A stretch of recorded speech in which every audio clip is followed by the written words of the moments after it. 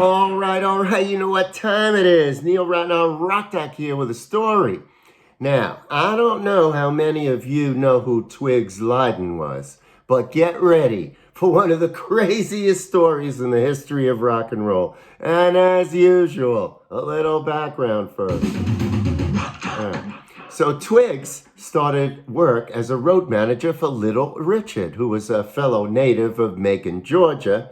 And Twiggs started this gig when he was 23 years old and fresh out of the Navy. Now, after Little Richard, his next job was working for manager Phil Walden as road manager for many of Phil's soul acts, including Percy Sledge.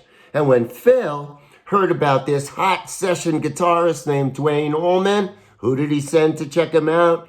Twiggs Lyndon. All right. Now, by the spring of 1969, Walden had signed Duane Allman and his band to management and recording contracts. You know, Walden had Capricorn Records and Studios.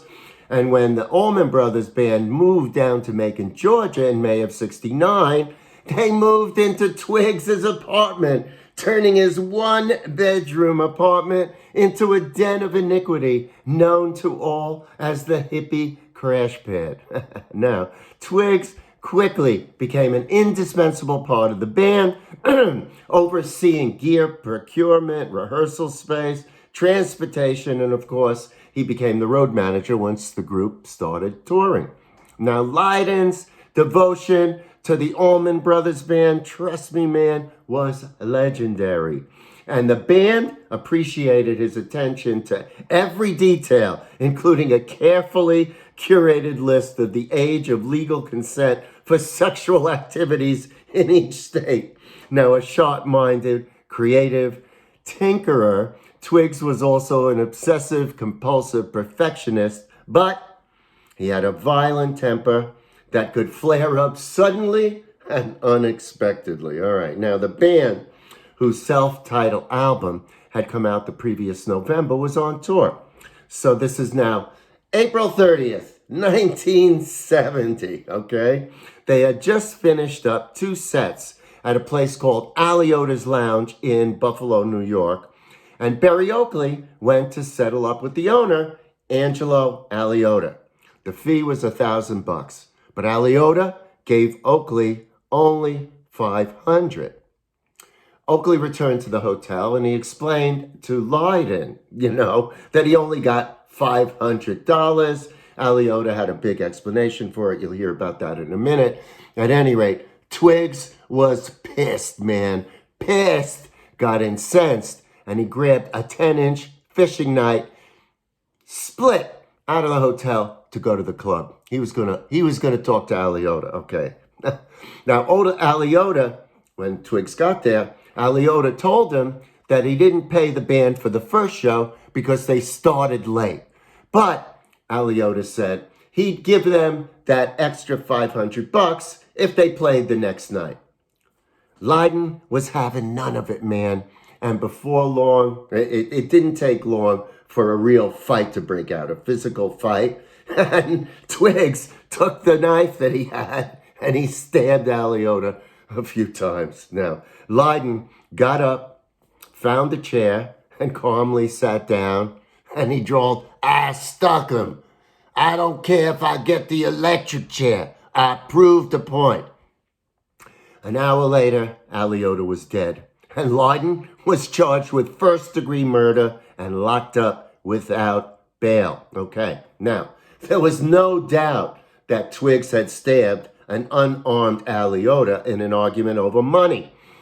That was not a narrative that a Buffalo jury would have viewed with sympathy, especially when Twiggs was a long-haired Southerner, and this was 1970, and even though it was Buffalo, New York, man, you know what it was like. Well, I don't know if you know what it was like back then, but that was not a good defense. And the Allman Brothers knew that they needed the best lawyer money could buy, so they hired this top-rate defense lawyer named John Condon Jr.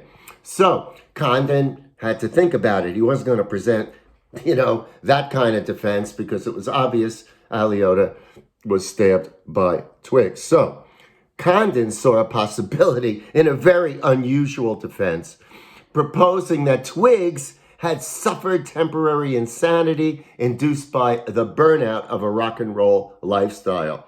And he asked for a bench trial without a jury, gambling that it would be easier to convince a judge than a conservative jury that Lyndon had been afflicted with amphetamine psychosis after 5 exhausting months of babysitting a band. All right, that was going to be the defense. Now, during the trial, Condon again proposed that managing a rock and roll tour would drive anybody nuts. And to prove his point, he called bassist Barry Oakley to the stand as an expert on narcotics abuse on the road.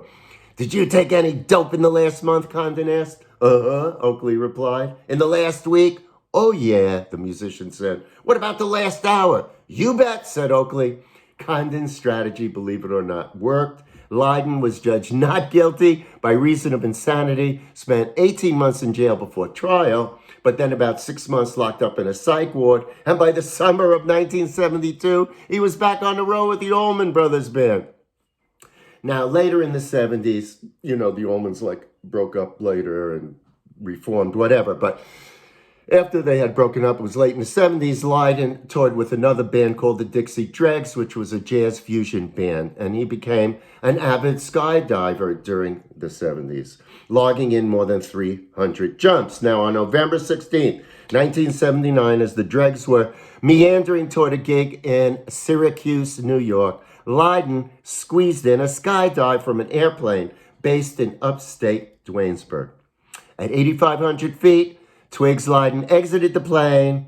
He enjoyed a glorious view of the Catskills to the south and the Adirondacks to the north. Jumped out of the plane. I'm sure he had a big smile on his face. But when he pulled the ripcord, his chute didn't open. Of course, Twiggs died on that particular beautiful day, and he was only 37 years old. How about that story, huh?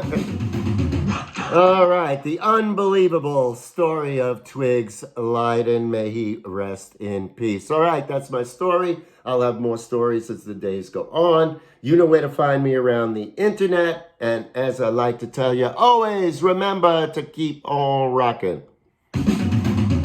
All right, I'll see you somewhere real soon. Bye for now.